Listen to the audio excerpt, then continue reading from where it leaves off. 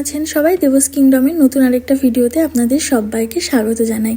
আমাদের এখানে ফেব্রুয়ারি মাসেও কিন্তু বরফ পড়ছে, ঠান্ডাও সেরকম প্রচণ্ড, -3-4 টেম্পারেচার। পাহাড়ের ওপরে এখন আমরা যেখানে এসেছি এখানে তো টেম্পারেচার আরও বেশি। এটা ইটালির নর্থের দিকে, সুইজারল্যান্ড আর মিলানের বর্ডারের কাছাকাছি একটা পাহাড়ে। এই জায়গাটাতে মূলত যেটা রয়েছে সেটা হচ্ছে স্কি স্কুল। এখানে বাচ্চাদের স্কি শেখানো হয়, বাচ্চা বড় সবাই স্কি করছে, আইস স্কেটিং করছে। এই জায়গাটা কিন্তু ফেমাস স্কি আর স্কেটিং করার জন্য আর শেখার জন্য, কারণ বছরের বেশিরভাগ সময়ই এই পাহাড়টাতে কিন্তু বরফ থাকে। গেছে লাড্ডু স্কি করবে বলে গেছে স্নোবোর্ড রেন্ট করতে। আমি জানি না ওরা কোথায় গেছে, আমি কিন্তু করবো না, সেজন্য আমি এখানে দাঁড়িয়ে আছি।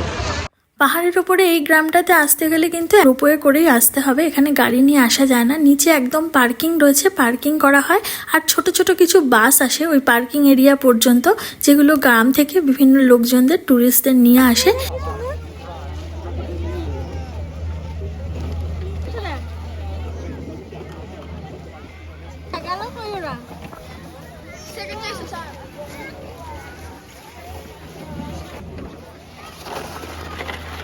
আমরা সাধারণত ছোট ছোট এত ছোট বাচ্চাদের নিয়ে কিন্তু পাহাড়ে বা বরফের মধ্যে যেতে ভয় পাই, কিন্তু এখানকার লোকজনকে দেখুন, একদম ছোট্ট বাচ্চা, মানে কয়েক দিনের বাচ্চাকে নিয়ে এসছে। আমি তো দেখে অবাক হয়ে যাচ্ছি। তো ছোট ছোট বাচ্চাদের নিয়ে এরা কি সুন্দর স্নো বোর্ডিং করছে। ইউরোপিয়ান কান্ট্রিগুলোতে যদি আপনি ঘুরতে যান, স্ক্যান্ডিনেভিয়ান অঞ্চলগুলোতে, তাহলে দেখতে পাবেন এই সমস্ত দেশের লোকজন কিন্তু প্রচণ্ড ছোটোর থেকে অ্যাডভেঞ্চার প্রবণ। এরা নিজেদের অফ টাইমে, স্যাটারডে সানডে ছুটি থাকলে পাহাড়ে এরকমভাবে অ্যাডভেঞ্চার করে, এছাড়া মাউন্টেনারিং করে। আমরা যত জায়গায় ঘুরেছি, বিশেষ করে ইটালি, ফ্রান্স, অস্ট্রিয়া, সুইজারল্যান্ড, এই সমস্ত দেশে দেখতে পেয়েছি ছোট্ট ছোট্ট বাচ্চাদেরকে মাউন্টেনারিংয়ের কোর্স করাচ্ছে, শেখাচ্ছে। তারপর বাচ্চারা পাহাড়ে যে সাইকেল রেসগুলো হয় সেই রেসগুলোতে পার্টিসিপেট করে। আসলে এই ধরনের কোর্সগুলো করানোর জন্য কিন্তু আপনাকে এক্সট্রা যে পয়সা দিতে হবে সেরকম নয়, এগুলো গ্রুপ করে স্কুল থেকে নিয়ে যায়। আমার ছেলেদের স্কুলেও নিয়ে যায় স্কি করানোর জন্য, মাউন্টেনারিংয়ের কোর্স করানোর জন্য। ওরা যে সমস্ত বিভিন্ন ক্যাম্প করে, ছোটোর থেকে এরা কিন্তু নিয়ে যায়। খালি ওদের থাকা খাওয়ার খরচ দিতে হয়, আর বাকি সমস্ত খরচ খরচা স্কুল থেকেই দিয়ে দেয়।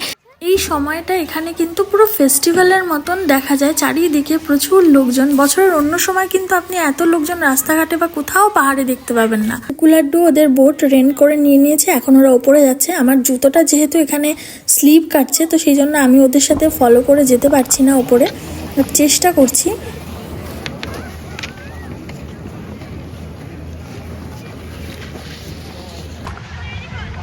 যারা স্কি করতে পারে তাদের খুব সুবিধা, তারা সুন্দর স্কেটিং বোর্ডগুলো নিয়ে যাচ্ছে। আর আমার মতো যারা স্কি করতে পারে না, তারা হেঁটে হেঁটে উঠছে।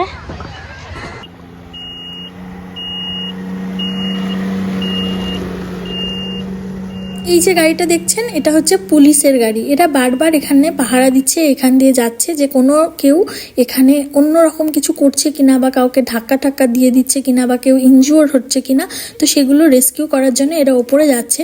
আবার এখানে এসে জানতে পারলাম সমস্ত বরফেই কিন্তু এরকমভাবে স্কেটিং বা স্কি করা যায় না।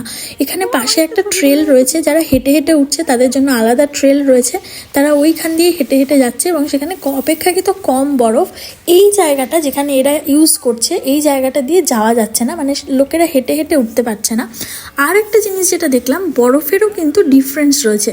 মানে এই যে বরফটা, এই বরফটা একদম পাউডারের মতন, এই বরফটা কিন্তু জলের ভাবটা কম। তো এই ধরনের বরফগুলোতেই কিন্তু স্পেশালি স্কেটিং বা স্কি করা হয়।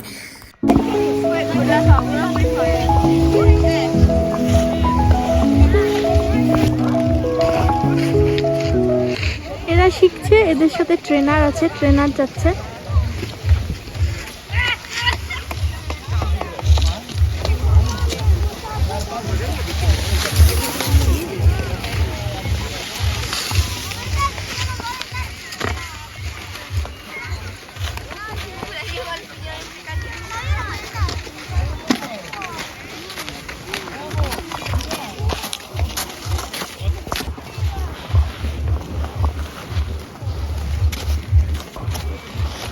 Basta queste cose, devi uscire fuori, così. No? Giralo, piegalo così. Bravissimo, sì, così laterale. Sì, bravo, così. Bravi, no, così, bravissimo. Però devono essere tutti e due aperti.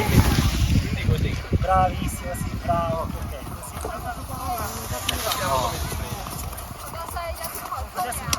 在哪里看了？刚好摔到人后面，刚好停下来，没有撞到他。下去了你就完蛋了。但是还要一个小小的。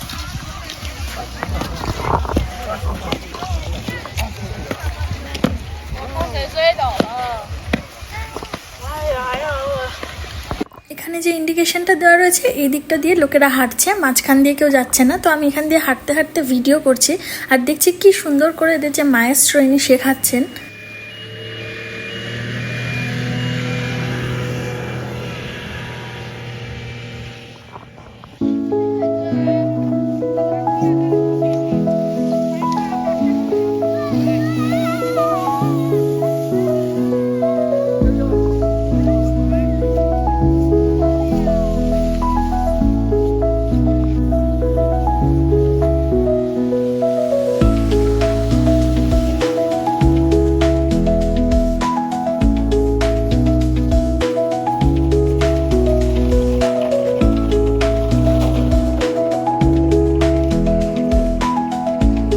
একে দেখুন, এ চেষ্টা করছে, শুয়ের গিয়ারটা খুলে গেছে তো এই জন্য ব্যালেন্স করার চেষ্টা করছে। একজন মা হেঁটে হেঁটে উঠছে আর পেছনে বাচ্চাটা, কত ছোট্ট একটা বাচ্চা নিয়ে অনেকটা দূর থেকে এইভাবে হেঁটে হেঁটে উঠছে ট্রেক করে করে। দেখে অনেকটা ইজি মনে হলেও ব্যাপারটা কিন্তু একদমই ইজি নয় বরফের মধ্যে এইভাবে ওঠা।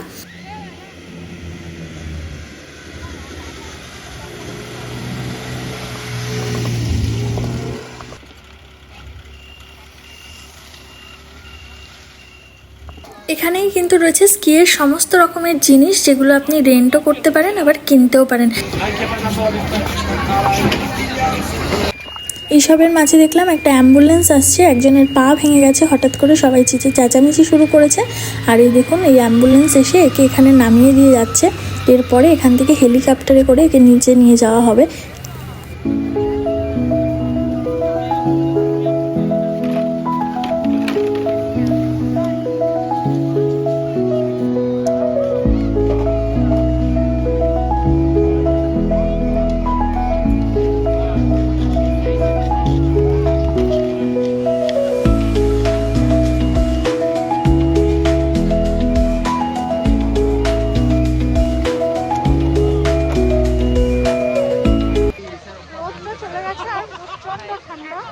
আমি তো একদম ওপর পর্যন্ত যাইনি, তো পুকু লাড্ডু আর সুদীপ গেছিল।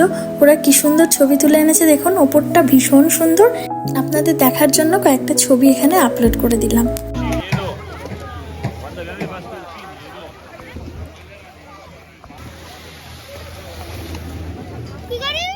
সারাদিন এখানে ঘোরাঘুরির পর প্রচণ্ড খিদে পেয়ে গেছে, কিন্তু এখানে সেরকমভাবে খাবারের কোনো দোকান নেই।